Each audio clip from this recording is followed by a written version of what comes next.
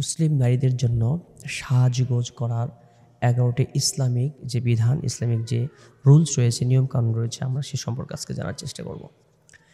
একজন নারী সুন্দর করে সেজে থাকবে, সাজুগুজু করে থাকবে তার স্বামীকে সন্তুষ্ট করার জন্য, এটা তো অবশ্যই ভালো কাজ, এটা সওয়াবের কাজ। স্বামীর মন সন্তুষ্টি করতে পারলেই তো ওই নারীর জান্নাত হবে। আর স্বামীর মনকে যে কারণে কষ্ট দেয়, সে ধরনের কাজ যখন কোনো নারী করবে তাহলে তো সে জাহান্নামের নারীতে পরিণত হবে। তো মুসলিম নারীরা কীভাবে সাজবে, সে সাজার যে একটা রুলস আছে, নিয়মকানুন আছে, আমরা সে বিষয় সম্পর্কে আজকে জানার চেষ্টা করব। নাম্বার 1, যে কোনো নারী যখন সাজুগুজু করবে, প্রথম নাম্বারে সে তার পোশাকটা কেমন করে পরবে। তার পোশাকটা হবে ঢিলে ঢালা। আম্মাজান আয়েশা সিদ্দিক রাদিয়াল্লাহু তাআলা আনহা যে পোশাকগুলো পরতেন সেগুলো ছিল আমাদের সমাজে ম্যাক্সির মতো অথবা 3 পিচের মতো হতে পারে, যেটা মাথা থেকে পা পর্যন্ত ঢেকে রাখে। উপরে হিজাব থাকবে এবং শরীরে ম্যাক্সির মতো পোশাক পায়ের পাতা পর্যন্ত চলে যায়। এই ধরনের পোশাক তিনারা পরতেন। ফাতেমা রাদিয়াল্লাহু তাআলা আনহা এগুলো পোশাক পরতেন। তখন আমাদের এই ধরনের মায়েদের ঢিলাঢালা পোশাক পরতে হবে। নাম্বার 2, তারা কি করবে, তারা নাকে নাকফুল পরতে পারে, কানের দুলও দিতে পারে, হাতে বালাও পরতে পারে, অর্নামেন্টস এগুলো গহনা পরতে পারে। এটা রাসূলের যুগেও ছিল, এটা সমস্যা নেই, হারাম হবে না। নাম্বার 3, তাদের যে চুল কাটা, যদি কোনো নারীর চুল কাটার প্রয়োজন হয় তাহলে তারা চুল কাটতে পারবে। কখন?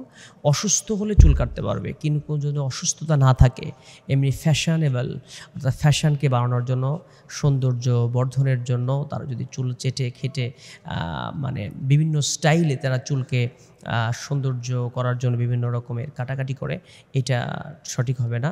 বিনা প্রয়োজনে নারীদের চুল কাটাটা উচিত নয়। এরপরে 4র্থ নাম্বার যে কাজ, সেটা হচ্ছে নারীর মুখে যদি কোনো লোম হয়, পশম হয়, মানে অনেক সময় দেখা যায় যে পুরুষের মতো কিছু বড় বড় লোম দাড়ির মতো গজিয়ে গেছে, তো এগুলো কেটে ফেলতে হবে। এগুলো কেটে ফেলা মুস্তাহাব। একেবারে গোড়া থেকে উপড়ে ফেলতে পারলে সবচেয়ে ভালো হয়। এরপর আমরা যে বিষয়টা জানবো সেটা হচ্ছে একজন নারী তার হাতের নখগুলো কেটে ফেলবে। এটা 7 দিনের মধ্যে কাটা তার সবচেয়ে ভালো সুন্নাহ। আর যদি সেটা না কাটে, কমপক্ষে 14 দিন, না হলে 40 দিন পার করা যাবে না। 40 দিনের মধ্যেই সেটা কেটে ফেলতে হবে এবং অবাঞ্ছিত লোম যেটা সেটাও তুলে ফেলতে হবে। এরপরে যে বিষয়টা সেটা হচ্ছে যে হাতে যদি নেইল পলিশ ব্যবহার করা যাবে কিনা।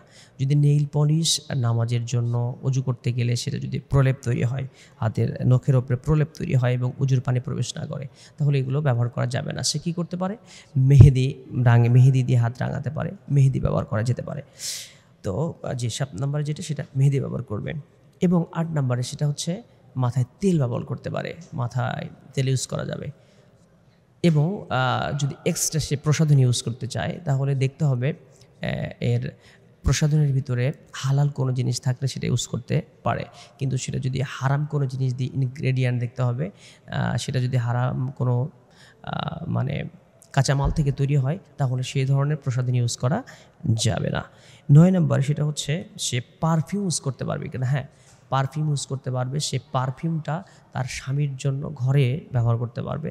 তো ঘর থেকে বের হয়ে গিয়ে সে অন্য পুরুষের জন্য ব্যবহার করবে না, তাহলে সেটা সে নারী সম্পর্কে রাসূল সাল্লাল্লাহু আলাইহি ওয়াসাল্লাম বলেছেন সে জেনাকারিনী নারী হয়ে যাবে। এবং এরপরে 10 নম্বর যে বিষয়টা সেটা হচ্ছে একজন নারী পট চুলা, যেটা অতিরিক্ত চুল ইউজ করে সৌন্দর্য বাড়ানোর জন্য, এটা কখনোই করা যাবে না, এটা সে কখনোই করবে না। এবং 11 নম্বর, সে উলকে আঁকাবে না, দাঁতকে ছোট করবে না। এ ধরনের কাজ থেকে সে সবসময় বিরত থাকবে। এ ধরনের কাজ, এ ধরনের সাজসজ্জা, উলকে আঁকানো, তারপর ভুরু প্লাক করা, এগুলো জায়েজ নেই। আল্লাহ সুবহানাহু ওয়া তাআলা আমাদেরকে ইসলামিক পদ্ধতিতে চলার এবং সাজগুজ করার তৌফিক দান করুন। আসসালামু আলাইকুম ওয়া রাহমাতুল্লাহি ওয়া বারাকাতুহু।